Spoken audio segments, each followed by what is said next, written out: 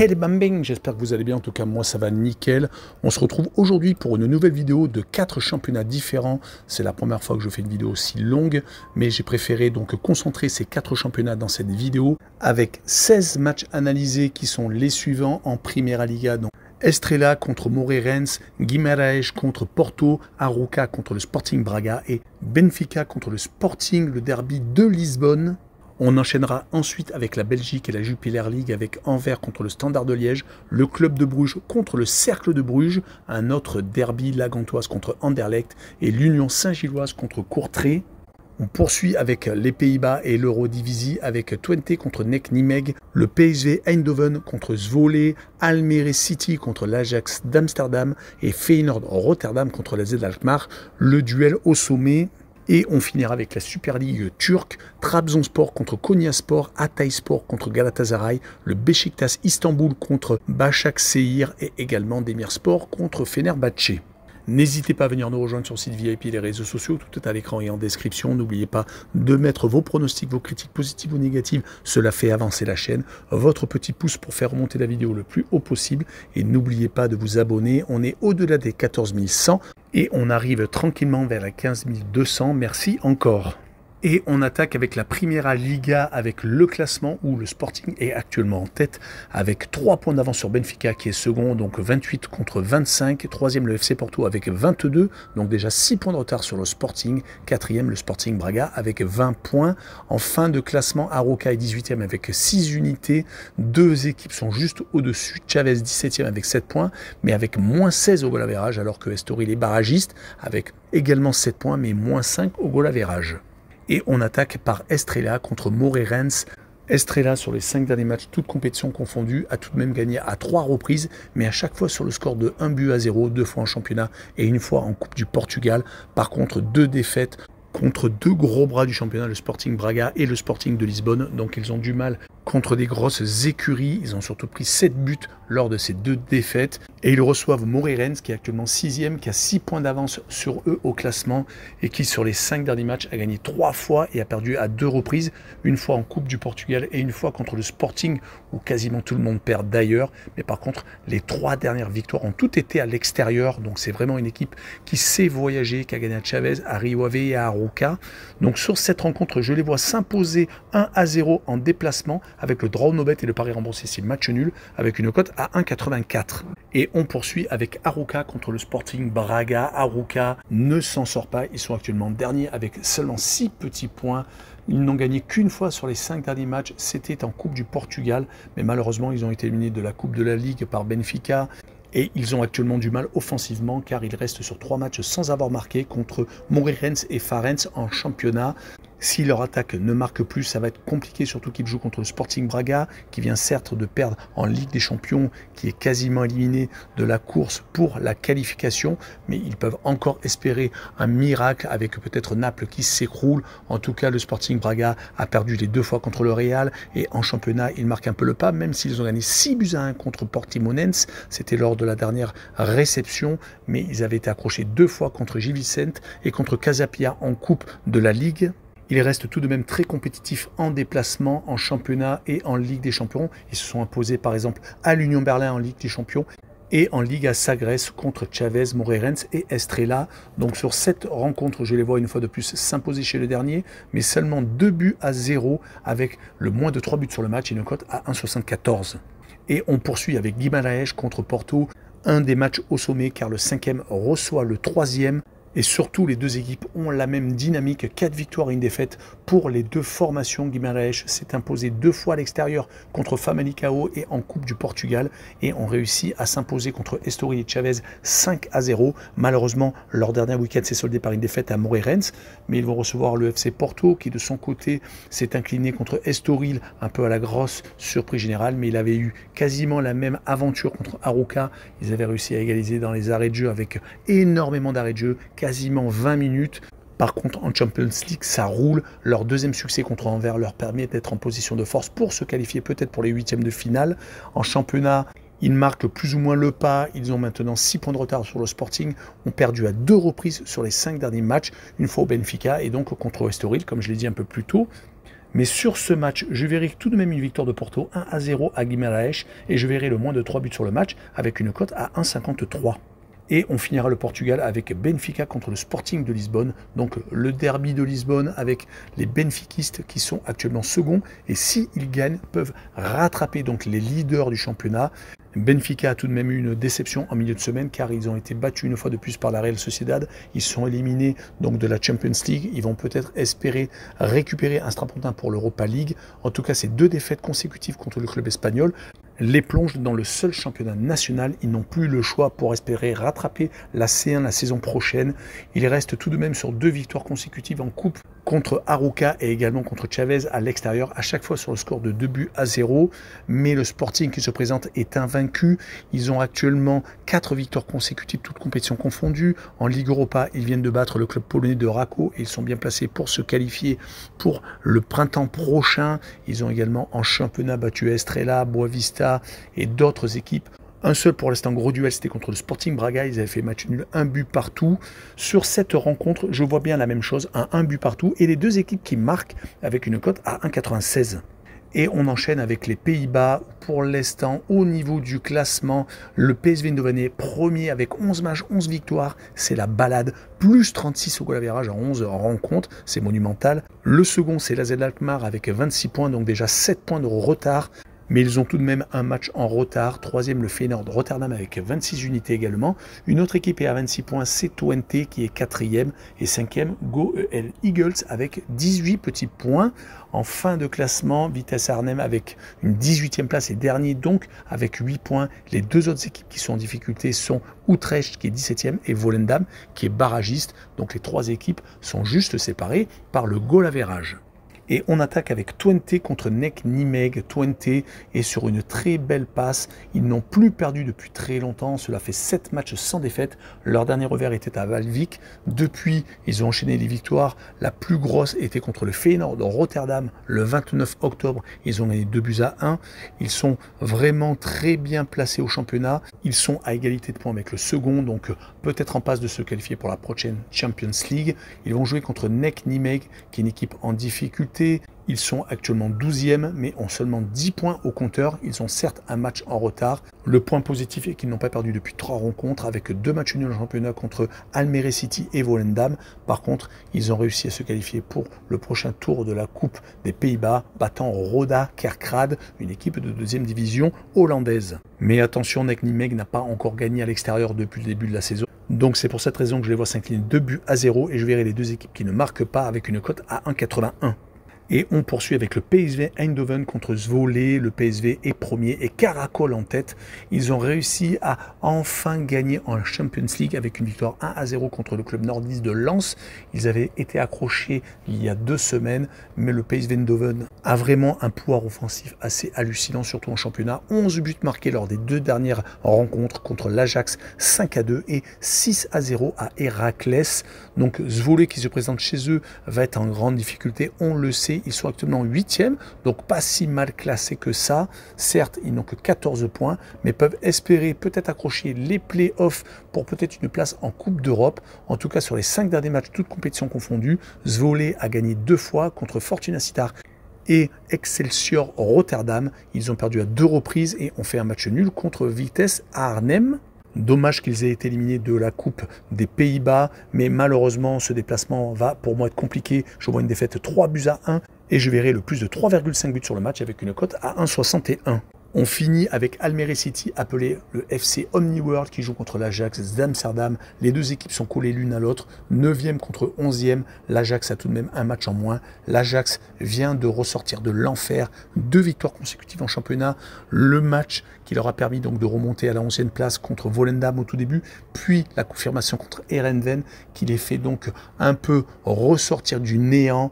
Ils ont par contre perdu contre Brighton en Europa League. Ils sont en grande difficulté. Ils sont actuellement derniers avec seulement 2 petits points en 4 rencontres disputées. Fini peut-être les grosses défaites contre le PSV Eindhoven, contre le Feyenoord, également contre l'AZ Alkmaar. Là, ils vont jouer contre une équipe qui est malheureusement pour eux de leur niveau. Mais Almere n'a pas perdu depuis quelques matchs. Il est actuellement sur 7 matchs sans défaite, avec tout de même beaucoup de partage de points. 3 sur les 5 derniers matchs, mais ils viennent de se qualifier pour le prochain tour de Coupe des Pays-Bas et également ils viennent de s'imposer au Sparta Rotterdam.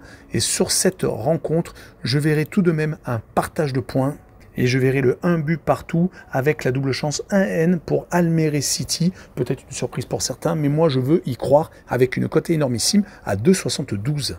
Et on finira avec le choc de cette journée, le Feyenoord Rotterdam contre l'AZ Alkmaar. Le Feyenoord vient de s'incliner malheureusement pour eux en Ligue des Champions à la Lazio, 1-0. Ils avaient pourtant commencé par de très bons résultats, 2 victoires toutes à domicile et une seule défaite de justesse à l'Atlético de Madrid. Mais il va falloir donc enchaîner avec les 2 dernières rencontres restantes. En championnat, ils sont sur une victoire à l'extérieur à Valvik qui leur a permis de relever la tête après la défaite contre Twente, une équipe qui fait partie du top 4. Le Feyenoord restait tout de même sur que des matchs sans défaite. En championnat, ils étaient vraiment au-dessus du lot avec beaucoup de buts marqués et un énorme pouvoir offensif, beaucoup de buts marqués, plus 26 au goal average. Ils vont jouer contre une autre équipe qui est vraiment au top, l'AZ Alkmaar. Ils sont donc second juste derrière le PSV Eindhoven, à égalité d'ailleurs avec le Feyenoord et Twente. Et l'AZ Alkmaar vient tout de même de s'incliner en Ligue Europa Conférence contre Aston Villa. Ils ont d'ailleurs perdu à 2 reprises contre le club anglais. Ils se retrouvent donc en difficulté pour se qualifier pour le printemps prochain. Mais l'AZ en déplacement en Eurodivisie, c'est pas si mal que ça. 4 victoires et 1 match nul lors des 5 derniers déplacements. Mais ils vont se déplacer donc au Feyenoord Rotterdam que je vois gagner 2-1. Et je verrai le Feyenoord Rotterdam marquer le plus de 1,5 buts sur le match avec une cote à 1,53. Et on poursuit avec la Jupiler League et le classement avec l'Union Saint-Gilloise qui est premier avec 31 points, 4 points d'avance sur le second Anderlecht qui a 27 unités, troisième la Gantoise avec 26 points, quatrième le Cercle de Bruges avec 21, égalité avec Genk qui est cinquième, sixième Anvers avec 20 points en fin de classement, Courtrai est dernier, 16e avec 9 petits points, 15e Westerlo avec 10 unités et 14e Malines avec 12 points. On attaque avec Anvers contre le Standard de Liège. Anvers est actuellement 6e contre le Standard de Liège qui est juste distant de 3 points et à 2 places donc juste en dessous. Si on revient à Anvers, c'est une équipe assez irrégulière ces derniers temps. Ils ont enchaîné une grosse période d'invincibilité même s'il y a eu beaucoup de matchs nuls. Mais là malheureusement ils viennent de perdre 2 fois consécutivement à Charleroi et au club de Bruges. Ça les a fait descendre un petit peu dans la hiérarchie. Ils sont actuellement 6e. Heureusement, ils se sont rattrapés contre Genk, qui viennent de battre ce week-end. Et ils vont jouer contre le Standard de Liège, qui vient de se faire accrocher à la maison par Malines, mais qui était sur une belle série à domicile, gagnant 3 de leurs 4 derniers matchs, coupe comprise. On pourra noter qu'ils se sont inclinés il y a peu de temps à la Gantoise, dans un match qui pouvait leur permettre de remonter un peu plus haut. Sur cette rencontre, je verrai une victoire de l'équipe à domicile 2-1, et je verrai tout de même les 2 équipes qui marquent avec une cote à 1,73. Et on enchaîne avec le derby de Bruges, le club de Bruges contre le Cercle de Bruges. Les 2 formations sont distantes de seulement 2 petits points, 4e pour l'équipe visiteuse et 7e pour l'équipe recevante. Le club de Bruges vient de confirmer sa victoire à l'aller contre Lugano en Ligue Europa Conférence. Ils viennent de gagner 2-0 hier, donc ça confirme leur très bonne disposition en C4. En championnat, c'est un petit peu moins bien, même si ils ne sont pas ridicules non plus, car ils sont actuellement 7e. Ils viennent de perdre à l'Union Saint-Gilloise chez le leader, mais c'est déjà la 3e défaite sur les 4 derniers déplacements. Heureusement qu'ils reçoivent le Cercle de Bruges, car à la maison, ils sont quand même beaucoup mieux, car ils ont tendance à ne pas perdre, gagnant 3 de leurs 5 derniers matchs. Du côté du Cercle de Bruges, 2 contre-performances consécutives, une élimination en Coupe de Belgique contre Zulte Waregem, et ils ont enchaîné avec une grosse défaite à la maison contre Anderlecht. Mais c'est une équipe qui alterne le bon et le moins bon, qui est capable de faire une série de 3 victoires consécutives et également dans la foulée de perdre 3 fois consécutivement. Donc c'est très compliqué pour eux avant ce déplacement, donc lors de ce derby. Et je les vois perdre d'ailleurs 2-1 et je verrai le plus de 2,5 buts sur le match avec une cote à 1,59. On poursuit avec le match au sommet, la Gantoise contre Anderlecht, le 3e qui reçoit le second. Les 2 formations sont très en forme. La Gantoise vient d'enchaîner son 5e succès consécutif en Ligue Europa Conférence. Ils ont fait le plein de points contre Breda Blik. Ils viennent également de se qualifier en Coupe de Belgique et gagner leurs 2 derniers matchs de championnat contre Charleroi et le Standard de Liège. Donc c'est vraiment un moral au beau fixe. Leur adversaire du soir n'est pas en reste non plus. 3 victoires consécutives contre Louvain, la Louvière en Coupe de Belgique et contre le Cercle de Bruges à l'extérieur. Ils viennent même d'enchaîner 2 matchs sans prendre de but. C'est d'ailleurs pour cette raison qu'ils sont second au classement, c'est qu'ils arrivent à enchaîner les belles séries. Mais on peut noter qu'en confrontation directe entre les deux équipes, c'est à chaque fois la Gantoise depuis 4 rencontres qui sort vainqueur. Donc je verrai une victoire 3-1 de la Gantoise avec les deux équipes qui marquent et une cote à 1,58. Et on finira avec l'Union Saint-Gilloise contre Courtrai, le match des extrêmes. Le premier qui reçoit le 16e. L'Union Saint-Gilloise est une fois de plus premier depuis 3 saisons, depuis leur remontée dans l'élite. Ils n'arrivent pas à quitter le top 3. C'est une équipe qui est vraiment très compliquée à jouer. Ils sont par contre sur une défaite 3-0 en Coupe d'Europe, en Ligue Europa à Linz. Une grosse surprise. Ils ont d'ailleurs perdu la seconde place au profit de Toulouse. Ils avaient pourtant réussi à battre le club autrichien il y a 2 semaines. Heureusement qu'en championnat par contre, ce n'est plus la même chose. Ils restent sur une série assez incroyable de 7 victoires consécutives, beaucoup de matchs à domicile et à l'extérieur, donc gagnés assez facilement du reste pour certaines équipes. 3-1 à Westerlo, 4-0 à Saint-Tron, 4-1 contre Eupen à la maison, donc que des grosses victoires. Ils vont jouer contre le dernier qui reste pourtant sur 2 matchs sans défaite, mais ce n'est que des partages de points, une victoire au pénalty en Coupe de Belgique et un match nul dernièrement à Molenbeek. Mais attention car Courtrai est capable d'exploits comme les 2 victoires contre le club de Bruges et le Cercle de Bruges. Mon pronostic sera tout de même une victoire de l'Union Saint-Gilloise 3-1 et je verrai le plus de 3 buts sur le match avec une cote à 1,63. Et on finira avec la Super League turque avec au classement pour l'instant Galatasaray est premier avec 10 victoires, 1 nul et 0 défaite, 31 points déjà récoltés. Deuxième Fenerbahçe avec une seule défaite mais 1 point derrière, donc avec 30 unités. Troisième Adana Demirspor, le club de Balotelli avec 21 unités, donc déjà 9 points de retard sur le second. Quatrième Trabzonspor avec 19 points. En fin de classement, dernier Istanbulspor, 20e avec seulement 5 points. 19e Samsunspor juste au-dessus avec 8 unités, 18e Başakşehir avec 9 et enfin 17e et premier relégable Pandikspor avec seulement 10 points.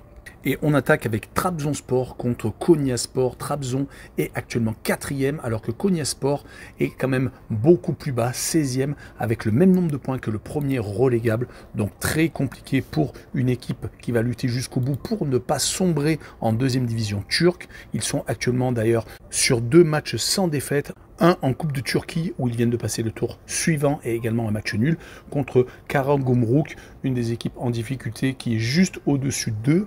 Mais leur classement est dû à un enchaînement de défaites qui a été entre mi-septembre et fin octobre, 5 sur 6 matchs. Et ils vont se déplacer à Trabzonspor qui vient de s'imposer contre l'ancien leader Fenerbahçe qui était invaincu et qui a gagné 3-2 en déplacement, donc un énorme exploit. Sur les 5 derniers matchs, toutes compétitions confondues, c'est 3 victoires, 1 nul et une seule défaite contre le troisième Demirspor. Sur cette rencontre, je verrai Trabzon s'imposer 2-1 à la maison avec le plus de 2,5 buts sur le match et une cote à 1,86. Et on poursuit avec Hatayspor contre le leader Galatasaray. Hatayspor est actuellement 9e, bien placé quasiment au milieu de tableau. Ils sont avec 14 points en 11 rencontres, mais ils vont jouer contre Galatasaray qui enchaîne les bons résultats en Super League. Ils n'ont perdu que 2 points depuis le début de la saison contre Kayserispor, le 6e actuel du championnat. Depuis, ils n'ont pas arrêté de gagner en Champions League. Ils viennent par contre de s'incliner lors d'un déplacement en Bavière, perdant seulement 2-1, après avoir d'ailleurs accroché les Bavarois lors du match aller, ne perdant que dans les 10 dernières minutes. Mais rien n'est perdu car leur belle performance à Manchester United et leur match nul contre Copenhague leur laisse encore une chance de finir second. Ils vont donc se déplacer à Hatayspor, une équipe qui a perdu 3 de ses 5 derniers matchs, qui s'est incliné 4-2 par exemple contre Fenerbahçe, 2-1 à Kayserispor et dernièrement à Samsunspor, une équipe en difficulté, 2-1. C'est peut-être ce qui est le plus compliqué, surtout quand on reçoit le leader. Et je verrai une défaite 1-0 à la maison contre Galatasaray et je verrai le moins de 3,5 buts sur le match avec une cote à 1,65. Et on passe à un des derbys d'Istanbul, le Beşiktaş contre Başakşehir. Beşiktaş est en légère dégringolade, 5e avec seulement 19 points. Pour le titre, ça va être très compliqué car ils ont déjà 12 points de retard sur Galatasaray. Et en Ligue Europa Conférence, c'est très compliqué. Ils viennent de perdre leur 2e match consécutif contre Bodo Glimt, l'équipe norvégienne qui est venue s'imposer chez eux jeudi. Mais comment expliquer les 4 défaites sur les 5 derniers matchs? Une seule victoire contre Gaziantep, sinon ils ne s'en sortent plus. On perdu contre Galatasaray, contre Antalyaspor, Sport. Ils sont vraiment en train de glisser tout doucettement. Heureusement, ils vont jouer contre Başakşehir, qui est une équipe en difficulté, qui ne gagne que très rarement, une seule fois sur les 5 derniers matchs, toutes compétitions confondues. C'était également contre Gaziantep. Le seul peut-être point positif, c'est qu'ils n'ont perdu qu'une fois sur ces 5 matchs et ont fait quand même 3 partages de points, mais ça ne les permet pas d'avancer. En tout cas, sur cette rencontre, je verrai Beşiktaş s'imposer 2-0 avec les deux équipes qui ne marquent pas, car malheureusement pour eux, Başakşehir ne marque pas beaucoup de buts quand ils se déplacent et je verrai une cote à 1,97. Et on finira avec Adana Demirspor contre le Fenerbahçe Istanbul, le troisième qui reçoit le second, donc un match au sommet avec Demirspor qui, avec un effectif de grande qualité et des joueurs qui sont connus en France, Belhanda, Stambouli et également Balotelli, sont actuellement troisième. Ils peuvent espérer se qualifier pour une prochaine Coupe d'Europe. Ils sont tout de même à 9 points de leur adversaire du soir. Mais ils sont surtout intraitables à la maison. Sur les 5 derniers matchs à la maison, c'est 5 victoires contre Pendikspor, contre Beşiktaş, 4-2, 4-0 contre Alanyaspor. Et ils viennent d'enchaîner 3 matchs consécutifs sans prendre de but contre Trabzon et contre Konyaspor. En tout cas, le Fener va se présenter assez modestement car ils viennent de perdre 2 fois consécutivement leurs 2 premiers matchs de la saison. Un revers assez surprenant contre Trabzonspor qui est 4e et surtout une défaite à Ludogorets en Ligue Europa Conférence qui les met pas en difficulté car ils avaient beaucoup de points d'avance. Ils avaient marqué pour l'instant 9 points, donc 3 matchs, 3 victoires dans cette C4. Mais attention car quand on commence à perdre 2 matchs consécutivement, ça peut continuer, surtout quand on se déplace à Demirspor. En tout cas, sur cette rencontre, je vois un but partout et je verrai le away no bet et le match nul rembourser ses victoires de Fenerbahçe à l'extérieur avec une cote à 2. Voilà, on en a fini avec cette longue vidéo, mais de 4 championnats différents. N'hésitez pas à venir nous rejoindre. Ciao les bambins!